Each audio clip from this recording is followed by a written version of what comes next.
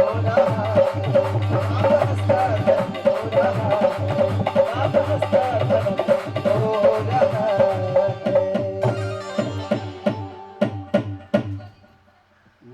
वाले ये क्या हो रहा है, पाप हंसता धर्म हो रहा है। पाप आज हंस रहा है और धर्म रो रहा है। सोचो संसार में ऐसे ऐसे पाप बढ़ रहे हैं। अब जो है भगवान शिव जी कथा श्रवण करने के लिए गए कुंभज ऋषि के पास। कुंभज ऋषि के पास कथा सुनने के लिए क्यों गए? तो कुंभज ऋषि अपने जीवन में 3 काम किए थे। इस व्यास गद्दी पे बैठने वाला जो भी व्यक्ति है व्यास, वो अपने जीवन में 3 काम अगर करे तो उसकी कथा में भगवान शिव जी अवश्य आते हैं। गारंटी है राम कथा की। शिव माने होता है कल्याण, कल्याणकारी। रुद्राष्टकम पढ़ेंगे तो उसमें आता है कलातीत कल्याणकारी, सदा सज्जनानंद दाता पुरारी। शिव जी का नाम होता है कल्याण। शिव माने कल्याण। व्यास गद्दी पे बैठने वाला व्यक्ति अगर अपने जीवन में 3 काम करेगा वह कुंभज बन जाएगा, और जो कुंभज जैसा बन करके कथा करेगा उसकी कथा में भगवान शिव अर्थात कल्याण होने ही वाला है। इसमें कोई 2 राय नहीं है। 100% कल्याण होएगा, इसमें कोई 2 राय नहीं है, गारंटी है। तो कुंभज ऋषि ने 3 काम किया था। पहला काम क्या किए कुंभज ऋषि? पहला काम किए थे विंध्याचल पर्वत को झुका दिए थे। दूसरा काम क्या किए थे कुंभज ऋषि? समुद्र को पी गए थे। और तीसरा काम किए थे वातापी और इलवत नाम के दैत्य थे दंडक वन में, उनको जला करके भस्म कर दिए थे।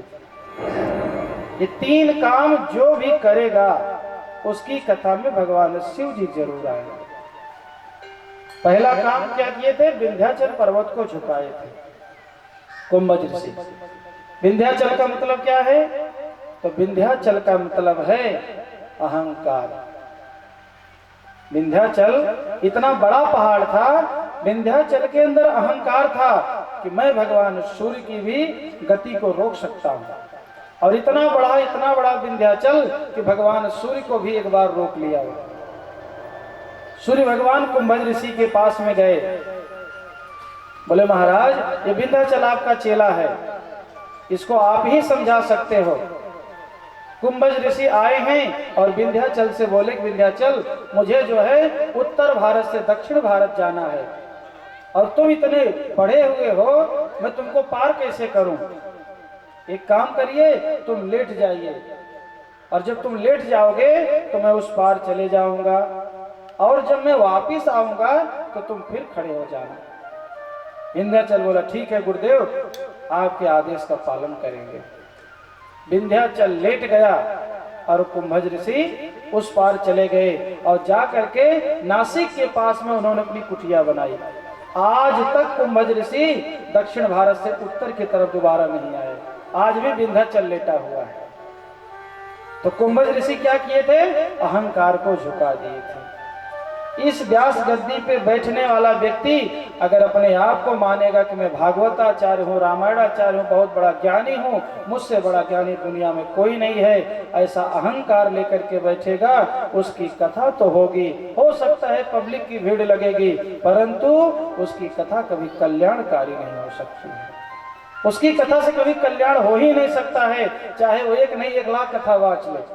जो अहंकार लेकर के व्यास गद्दी पे बैठे, दुनिया में ऐसे लोग पड़े हैं जो अपने नाम के आगे लिखाते हैं भागवताचार्य, रामायणाचार्य, वो ऐसा बहुत सारी चीज लिखाते रहते हैं, परंतु लिखाने से कुछ नहीं होता है, वो सब अंदर से होना चाहिए। जैसे देखो एक उदाहरण,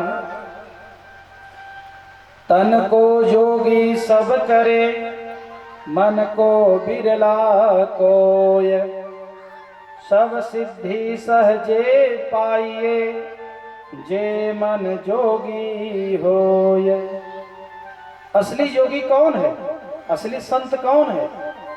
जो मन का योगी है, जो मन से संन्यास ले लिया। सबसे बड़ा सन्यासी दुनिया में वही है। भगवान श्री कृष्ण अर्जुन से कहते हैं, अर्जुन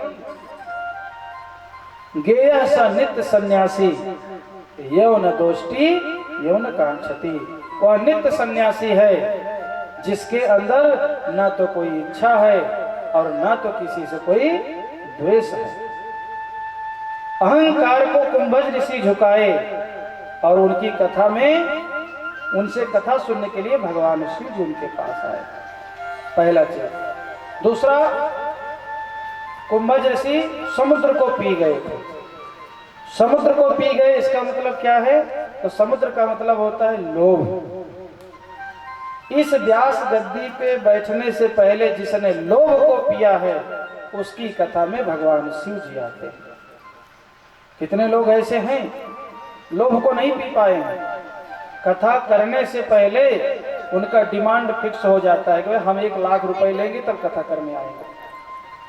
20-20 लाख रुपए की आज कथा बिक रही है, कथा की बोली लगती है। कितने कथावाचक ऐसे हैं उनको आप अगर बुलाओ तो आपका ये खेत और घर बेचना पड़ जाएगा। कथा से आपका कल्याण नहीं होगा, कथा से संपत्ति नहीं बढ़ेगी, उल्टा आपकी जो संपत्ति वो विनाश हो जाएगी। ऐसे भी आजकल कथावाचक हैं जिसकी कथा कम से कम 20 लाख रुपए से कम नहीं होती है। समुद्र का मतलब है लोभ। व्यास गद्दी पर बैठने वाला जो व्यक्ति होता है उसके अंदर लोभ नहीं होना चाहिए। 1 रुपए का भी लोभ नहीं होना चाहिए।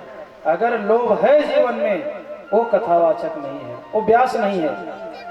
फिर वह समझ लेना कि कोई व्यापारी है, वो खाली फालतू में ऊपर से मुखौटा पहन रखा है कि मैं कथावाचक हूँ, मेरी कथा से कल्याण होता है, मैंने लाखों को सुधार दिया, मेरी कथा से लाख लोग सुधर गए। वो सब खाली कहने की बातें हैं। अब देखो आपको बताऊं एक बात, यहाँ बैठ करके बोलना आसान है परंतु इसका पालन करना बहुत कठिन काम है। 9 दिन कोई कथा करे और कथा करने के बाद में जब उसकी विदाई होने लगे, अब जो कथा करवा रहा है वो कह दे कि अच्छा बाबा ठीक है, अब हाथ जोड़ रहे जाओ, हमारे पास कुछ दक्षिणा नहीं है, वो बाबा तुरंत ही चिमटा उठा लेगा। ऐसे हमको देख रही हो, 9 दिन मेहनत किए हैं, अगर तूने दक्षिणा नहीं दिया तो श्राप दे के भस्म कर देंगे। ऐसे ऐसे लोग पड़े संसार। तो उसी की कथा जो है कल्याणकारी हो सकती है जिसने समुद्र को पिया हो, अर्थात जिसने लोभ को पिया हो। 1 रुपए की इच्छा नहीं है जिसके अंदर। अच्छा आप सोचो, कथा प्रसाद है, शंभु प्रसाद सुमत हिय हुलसी। ये कथा का क्या है? भगवान शिव जी का प्रसाद है। प्रसाद को बांटा जाता है कि प्रसाद को बेचा जाता है? आप बताओ। जैसे भी आप लोग थोड़ा देर के बाद 2 घंटे के बाद में आरती जब हो जाएगी और कौशल्या प्रसाद लेके खड़ी हो जाए, 1 मुट्ठी प्रसाद 10 रुपए में, कोई लेगा? है? कोई लेगा? नहीं लेगा। बोलेगा ये कथा करवा रही है कि ढोंग फानी वैसी। सही बात है ना? तो कथा भी प्रसाद है, कथा बेचने की वस्तु नहीं है। जो लोग रामकृष्ण की पोथी और रामकृष्ण की कथा को बेच रहे हैं, ऊपर जाएंगे इतनी लाठी पड़ेगी गिन नहीं पाएंगे। यहाँ तो मान लो बच जाएंगे पर वहां गिन नहीं पाएंगे। देखो कहना नहीं चाहिए फिर भी बात आए तो कह रहे हैं। कथा करते करते कई साल हो गए, हमको तो याद नहीं कितने साल से चल रहा है। आज तक कथा के नाम पे हमने 1.25 का सिक्का किसी से कभी मांगा नहीं है। कौशल्या जब हमारे पास फोन की गुरुजी को कथा करवाना है, इन्होंने पूछा कि गुरुजी खर्चा कितना जाएगा। हमने बता दिया कि भैया हमारे साथ में जो लोग रहते हैं उनको तो भाई चाहिए क्योंकि सबका बाल परिवार है। रही बात हमारी, तो हमको 1 रुपए आपसे नहीं चाहिए। पूछ लो, मैं बोला 1 रुपए हमको नहीं चाहिए, हमको कुछ नहीं चाहिए। अरे बोले गुरुजी कुछ तो, हमका कुछ नहीं, मुझे अपने राम जी को बेचना नहीं है। इसलिए लोभ नहीं रखना चाहिए कि कथा के बदले हमें कुछ मिलेगा। और जो लोग लोभ करते हैं वो कथावाचक नहीं है, वो तो व्यापारी है। अरे किसी के पैसे धन दौलत देने से किसी का थोड़ी कुछ भला होता है। और वैसे भी पायो जी मैंने राम रतन धन पायो। इससे